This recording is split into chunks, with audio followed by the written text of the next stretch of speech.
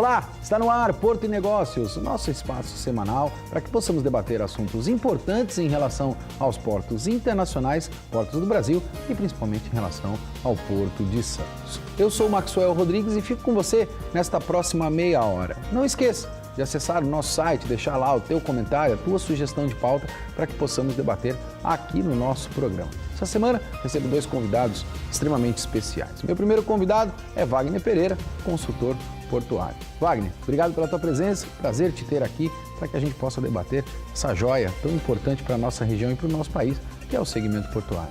Sem dúvida, Maxwell, é um prazer estar aqui novamente com você, com o Eduardo, e espero que a gente possa trazer temas relevantes para a comunidade portuária.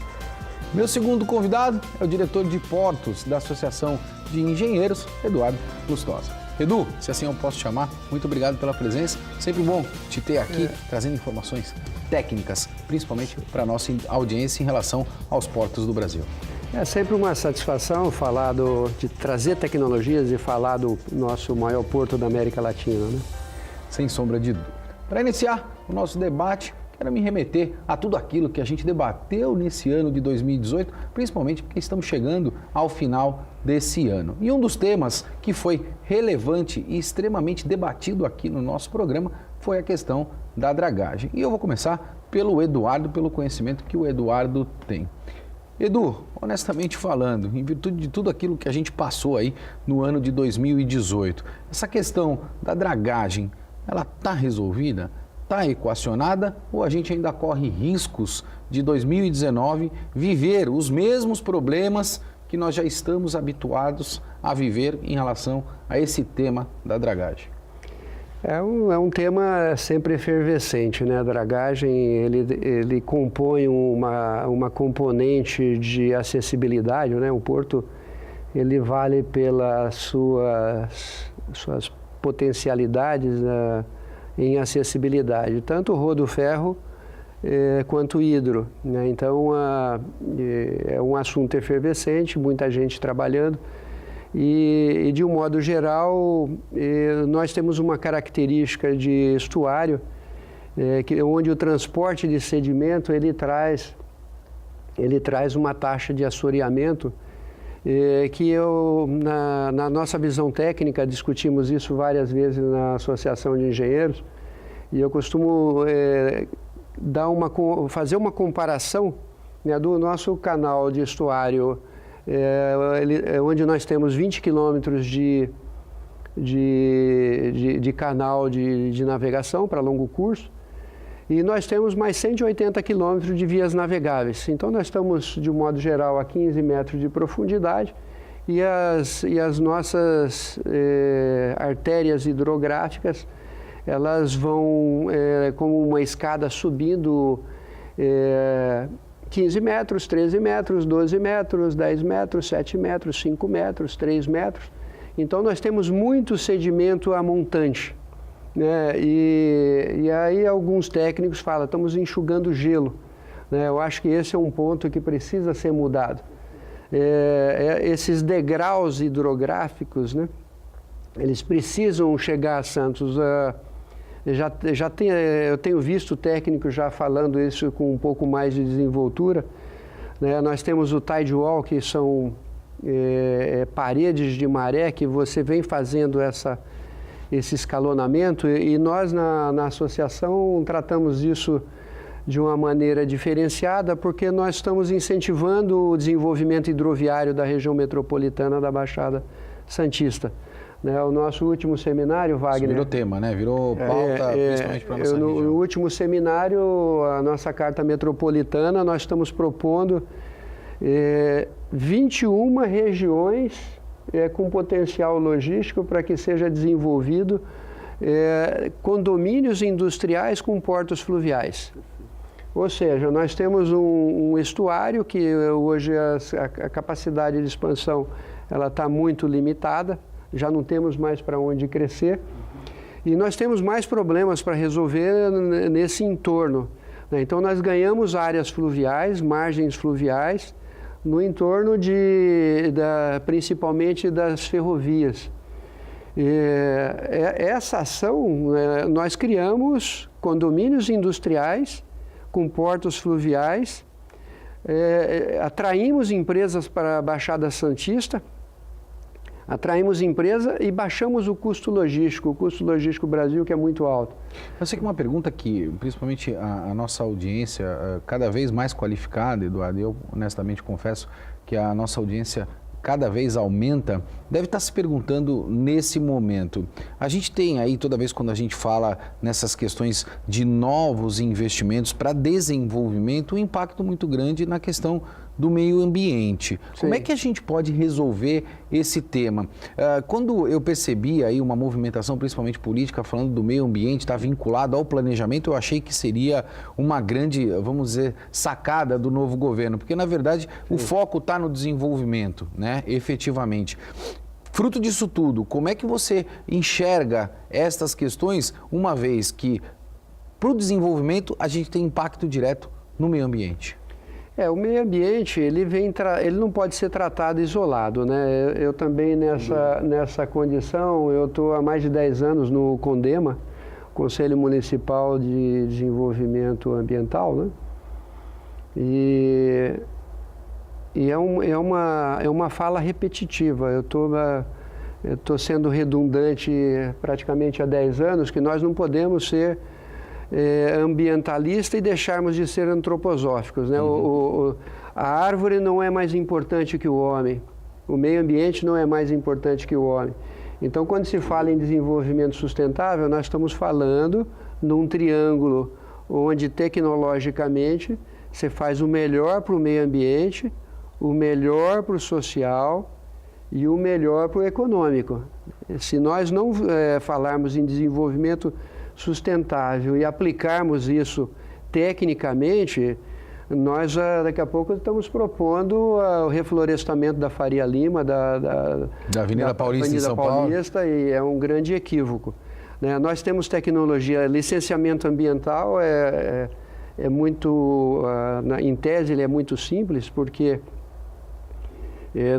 na realidade nós temos que saber o que nós vamos fazer em qualquer empreendimento com efluente sólido, líquido e gasoso. Você não tem efluente sólido, líquido e gasoso, um porto desse em determinada região vai ter uma taxa de ocupação de 3%. Para o meio ambiente, que é altamente resiliente, né? Quando você não agride com efluentes, o impacto é zero, tende a zero. Sem dúvida. Né? E agora nós estamos com todo esse tombamento de Mata Atlântica, de mangue, restinga, né? E o desequilíbrio social, ele avança numa velocidade gigante, né? E concluindo, a nossa Carta Metropolitana de Comunhão Hidroviária, acho que eu encaminhei para vocês no programa, ela faz um alerta que nós temos 4 índices altamente crescentes numa curva assustadora na Baixada Santista, que não param de crescer. Violência, desemprego, desmatamento das nossas margens. E esse é um ponto importante, Eduardo. Favelização e poluição das águas. 5 índices. Você percebe que, na verdade, o governo protege, né, efetivamente algumas áreas, mas não cuida dessas áreas, e essas áreas são naturalmente sendo invadidas, como a gente percebe aqui na nossa região, e não contribui para o desenvolvimento. Wagner, vou mudar um pouco aqui o foco do nosso debate, mas indo um pouco também na mesma linha do que nós já estamos debatendo. Nós falamos da questão da dragagem, falamos da questão do desenvolvimento, mas um tema que nós debatemos muito também ao longo de 2018 foi a questão da estabilidade jurídica. E isso efetivamente também não deixa e não faz com que atraia novos investidores, principalmente para o nosso país. A gente percebe hoje uma paralisia de investimento em virtude dessa instabilidade jurídica. Vou concluir minha linha de raciocínio. Existe uma alta expectativa para 2018. A população, do modo geral, acreditando aí, voltando com a confiabilidade, que no meu entendimento não vamos, em 2019, resolver todos os problemas. Você acredita que as reformas necessárias para o segmento portuário no ano de 2019 irão ocorrer ou iremos nos planejar em 2019 para que a gente possa, sim, ter a estabilidade jurídica necessária a partir de 2020? Eu acredito que 2019 vai ser um ano de início desses projetos. Por quê, Maxwell? A gente tem um governo que está chegando, ele está criando da transição de uma série de assuntos. A gente sabe que o Bolsonaro levou numa das pautas dele o Porto, por isso a criação de uma super secretaria de infraestrutura, né, que vai aglomerar vários assuntos relacionados à logística, e um deles é Porto.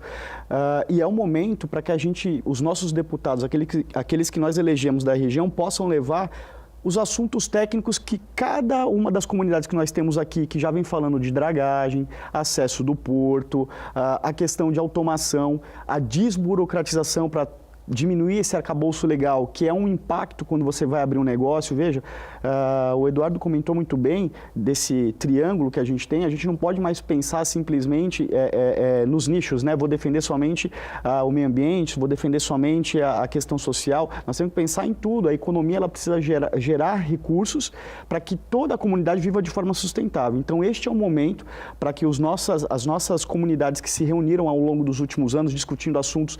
Veja a dragagem. A dragagem é uma questão que, como o Eduardo falou, estamos enxugando gelo.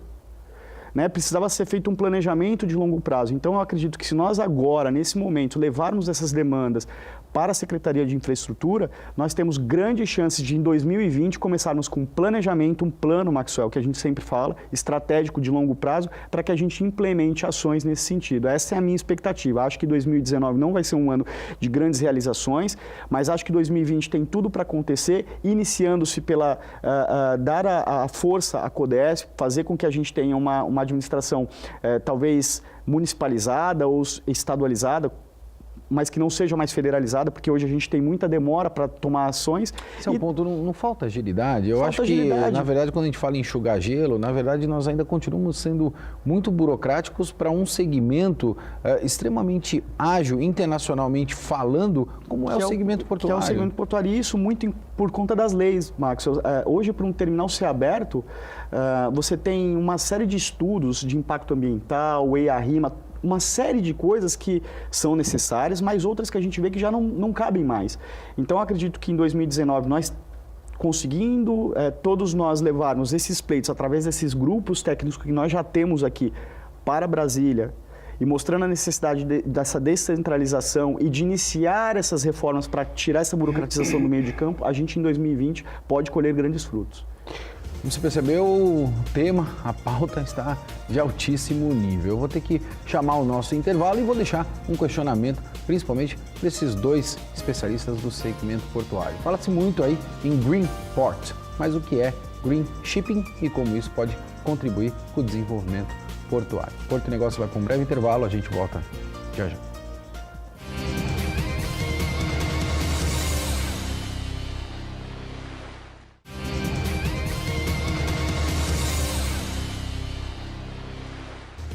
Estamos de volta com Porto e Negócios, eu sou o Maxwell Rodrigues. Não esqueça de acessar o nosso site, deixar lá o teu comentário, a tua sugestão de pauta, para que possamos debater aqui no nosso programa. Essa semana recebo Wagner Pereira, consultor portuário, e Eduardo Lustosa, diretor de portos da Associação de Engenheiros. No último bloco, deixei um questionamento para os meus dois convidados. E vou começar por você, Eduardo. Nós falamos muito internacionalmente em relação a Green Ports, né? E hoje a gente percebe aí que uma das pautas que vem sendo debatida é a questão do Green Shipping. Você pode explicar o que são esses dois temas e como isso pode contribuir para o desenvolvimento do nosso segmento, Eduardo? Nós estamos entrando numa transição bastante acelerada, né? As revoluções, elas levavam 20, 30 anos. Hoje, água mole e pedra dura, bate e espirra. Não dá para ficar pingando, né? Sim. Então, essa quarta revolução industrial, ela vem trazendo uma enxurrada, né, de tecnologias. Nós temos aí o grafeno mudando o planeta em 10 anos.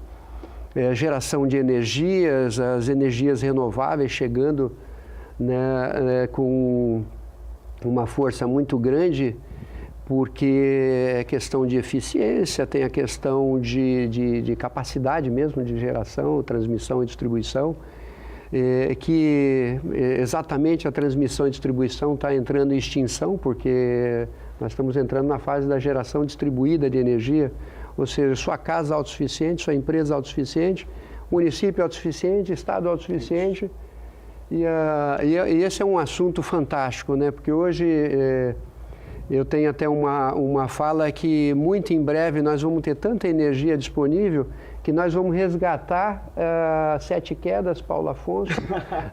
Essas usinas, elas vão perder o potencial energético, não vai ser importante, vai ser mais importante o potencial turístico. Exato. E eu tenho certeza que você nunca ouviu falar isso. Não, né?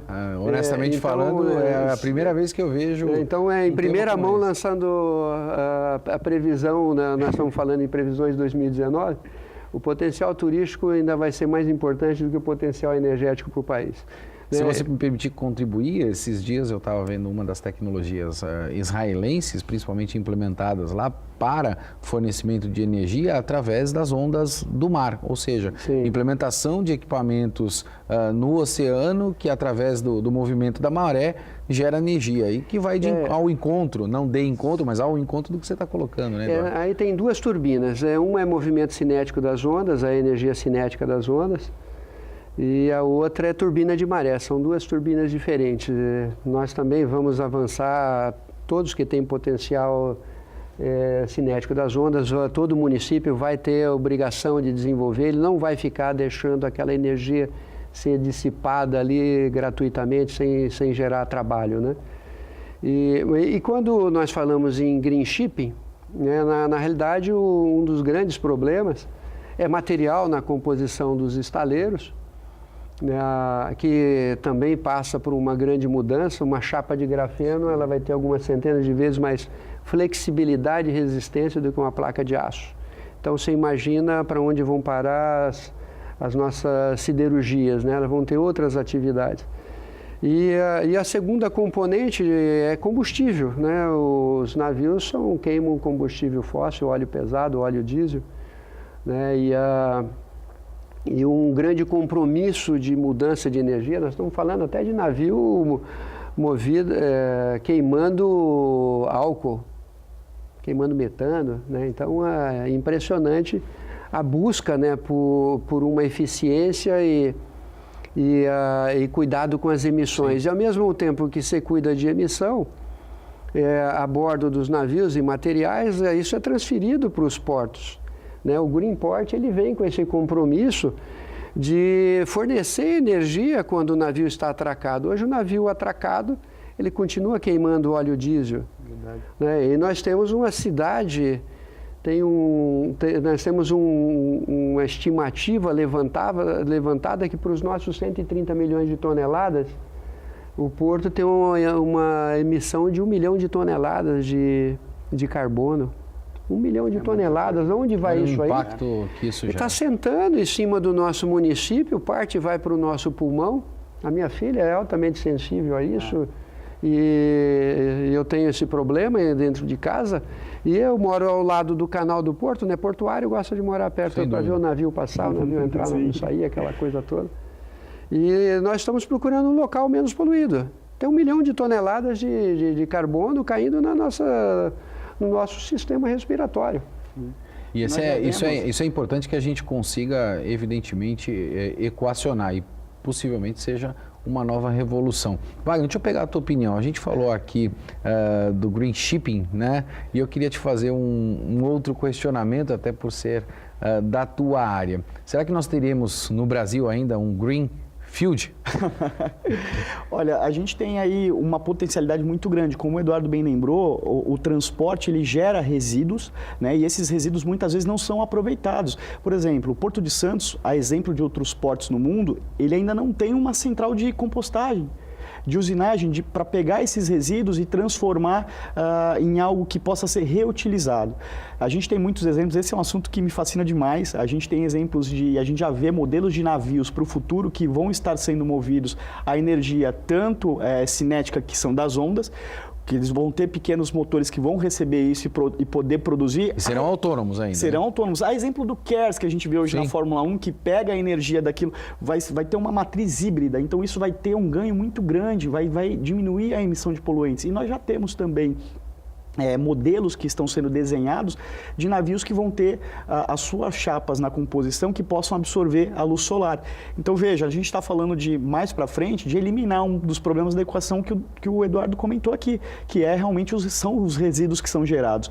Os portos, por sua vez, têm uma potencialidade muito grande. A gente sabe aqui, Maxwell, que, por exemplo, uma operação de desova de container, ela gera um resíduo de madeira. Muitas vezes esses resíduos de madeira, alguns terminais dão uma destinação apropriada, outros não. Sim. Então, veja, tem uma potencialidade muito grande e acho que a gente ainda teríamos que estar correndo muito mais com essa questão de green ports, falando primeiro de green ports no Brasil, porque nós temos essa potencialidade, mas eu vejo que nós ainda tratamos isso de uma forma tímida, né? Espero que, aí está uma coisa boa da legislação, se a gente puder tirar a burocratização burra e poder trazer a inteligente, que a gente traga para o nível da sustentabilidade. Indiscutivelmente. Infelizmente, a gente está chegando ao final do nosso programa, mas sem antes, eu, como habitualmente faço, fugir da pauta e pegar a opinião dos nossos técnicos, porque nós sabemos que isso é importante principalmente para você. A gente percebe agora, dentro desses movimentos, um descolamento deste novo governo em relação às questões de blocos, como propriamente o Mercosul. A gente percebe também uma guerra, de alguma maneira, entre China e Estados Unidos. Porto é extremamente estratégico para o nosso país. Estes movimentos, Eduardo, como é que você enxerga e fazer negociações bilaterais, como vem sendo proposto hoje pelo novo governo, é um grande caminho e a gente pode, de alguma maneira, se beneficiar nesse sentido, Eduardo? Eu sou otimista, mas não por esse viés dos conflitos internacionais Brasil-China. Eu sou otimista com a própria visão dessa equipe técnica que o Bolsonaro está assumindo. O Brasil precisa deixar esse viés, essa veia de subserviente. Nós somos o maior produtor de café do mundo, tá, segundo ou terceiro. E o preço é manipulado na Bolsa de Chicago. Nós somos o maior exportador de soja, o segundo maior produtor do planeta. A Bolsa, a valoração está lá fora e nós ficamos ali subservientes. Nós temos o petróleo na bacia amazônica, onde sabemos que a Venezuela, a PDVSA, tem a maior reserva de petróleo do planeta. E ele tem 20% só da reserva, outro 80% está do nosso lado. Nós temos o nióbio que poderia trazer um conforto para o brasileiro e nós não estamos explorando, os ativos minerais do planeta muito mal administrados. Então nós precisamos deixar de ser exportador de salário mínimo. Os nossos produtos, com a falta de segurança jurídica, nós temos o país exportador de commodity, exportador de sangue, suor e cerveja do povo brasileiro, sofrido. Quase 40% do povo brasileiro, do assalariado, do carteira assinada no Brasil, está no entorno de salário mínimo, ou seja, favelado. Com salário mínimo você está caminhando para ser um favelado, para ser excluído. E nós precisamos romper essa subserviência com o mercado internacional. Como a carne é fraca. Carne é fraca. Sem dúvida. Não, corta o Brasil vai comprar de quem a carne? O maior produtor de proteína animal do planeta é o Brasil. Faz um charminho aqui lá, mas tem que vir comprar aqui. Não tem, e nós precisamos desse patriotismo comercial. Isso. E começar a valorizar os nossos produtos e o salário mínimo caminhar para $1.000, Aquecemos a economia, aqueceu a economia, a indústria tem que produzir para consumir, ela tem que contratar, nós combatemos o desemprego. Então, uma equação óbvia, que você falou uma palavra que eu gostei lá, eu quero deixar de ser tímido. Não dá para continuar com essa timidez, que isso leva o sacrifício de uma geração inteira. Sem dúvida. Nós não somos um país do futuro, é um país do presente. E eu não quero dependemos as crianças são o futuro do Brasil. O futuro do Brasil somos nós aqui no presente. É agora. Então, a gente está falando de timidez ou de omissão, Eduardo? Eu preciso fazer esse questionamento. A ação comercial é tímida, né, vai lá como um pedinte. Nós não somos pedintes, nós somos o maior produtor do planeta. Celeiro do mundo, nós já somos faz tempo. Nós não somos o Brasil é que alimenta o mundo. Nós não somos comerciantes do mundo, nós somos só produtores. Nós continuamos com o salário mínimo, que é um salário escravizante. Nós temos que deixar. E me parece que essa equipe que está vindo com um pouco mais de ordem e progresso, e ordem no Congresso, nós vamos conseguir reverter essa submissão internacional. E eu não tenho nada a ver com a China nem com os Estados Unidos. Wagner, Perfeito. Preciso pegar o teu ponto de vista em relação a essa questão, principalmente depois da aula. Sem dúvida. Do professor Sem dúvida. Eduardo, se assim eu posso pontuar. Olha, Maxwell, eu sou plenamente de acordo. Acho que as nossas políticas internacionais com relação a comércio, elas foram muito pautadas num conglomerado de países que mais se beneficiou de estar num bloco junto com o Brasil do que o Brasil de estar nesse bloco, né? E a gente tem que olhar os exemplos positivos. Veja o Chile. O Chile hoje se tornou o país mais pujante, um país europeu dentro da América do Sul. Colômbia está indo a passos largos para o mesmo caminho. Por quê? Tudo porque eles estão deixando de ter essas políticas de bloco e passando a tratar de políticas para o país, levando em consideração suas características naturais, o que produz. Então isso é muito importante, a gente precisa defender isso. Acho que não está mais na hora da gente falar assim, o Brasil vai ser o carro que vai puxar a América do Sul. Não, o Brasil precisa se puxar. Como bem o Eduardo falou, temos que ter um patriotismo e temos que entender que isso é muito importante. Por isso eu vejo com bons olhos, realmente a equipe do Paulo Guedes tem procurado colocar pessoas que têm uma visão comercial muito mais do que uma visão de diplomacia. Então isso é muito importante. E outra, acho esse exemplo fantástico. O Brasil tem vários tipos de produtos que ele pode pautar o preço e eles podem ser referência. Assim como o dólar virou a moeda mundial e o barril de petróleo virou referência de mercado, por que não o café? Por que não o nióbio? Por que não o algodão, o trigo, açúcar? Enfim, os commodities que hoje nós produzimos. Movimentam o nosso país. E veja, Maxwell, nós estamos falando de coisas finitas. Sem dúvida. Então, para a gente preparar a próxima, veja bem, olha que barato a questão do combustível. Os países árabes já estão trabalhando numa matriz energética totalmente limpa, porque o combustível é finito. Eles já estão preparando com o dinheiro de hoje o futuro do que eles vão comercializar no amanhã. Acho que esse é o exemplo que nós temos que seguir. Por isso eu estou bastante otimista que os próximos anos a gente vai ter uma estrada... veja bem, não estou falando que nós vamos crescer absurdamente como a China, etc. Mas eu acho que nós vamos ter uma estrada asfaltada com as ações que estão acontecendo para que realmente o futuro seja muito melhor para as crianças. A ideia é essa, temos que pavimentar. Nós dependemos de ações daqui, não do mercado globalizado decidindo por nós. Eu acho que a gente precisa aprender a ser um pouco mais capitalista também. Perfeito. Nosso programa está indo hoje ao ar na noite de Natal. E eu vou me despedindo dos nossos convidados, inicialmente desejando a você, Eduardo, um ótimo Natal para você, para a sua família e que você possa aí atingir efetivamente tudo aquilo que você anseia dentro da tua vida pessoal e também profissional. Eduardo, muito obrigado. Eu agradeço e quero desejar a todos também um feliz Natal, um feliz ano, né? O cenário não é nem otimista nem pessimista, né? Mas nós temos um cenário realista na mão e eu sou nacionalista, né? Então desejo que nós tenhamos um ano bastante produtivo. E é o meu termo de reação, né? Produção. É ali que nós vamos tirar o país, né, dessa dificuldade e voltar a gerar emprego. Indiscutivelmente. Wagner, são mais de 20 anos aí de amizade debatendo o segmento portuário. Quero te desejar de coração para você, para sua família, um Feliz Natal e muito obrigado por tudo aquilo que você também contribuiu com o Porto e Negócios ao longo de 2018. Um Feliz Natal. Maxwell, eu que agradeço. Feliz Natal para você, para sua família, Eduardo, para os telespectadores, que seja um Natal de paz, concórdia e de muita esperança, porque o ano que vem chega e eu acredito também que com o trabalho a gente pode conquistar as coisas e ter uma situação muito melhor para quem está ao nosso redor, né? Então, Feliz Natal a todos. Porto e Negócios vai ficando por aqui, desejando um excelente Natal a você. E lembre-se, uma meta sem plano é somente um desejo. Um Feliz Natal para você e até semana que vem.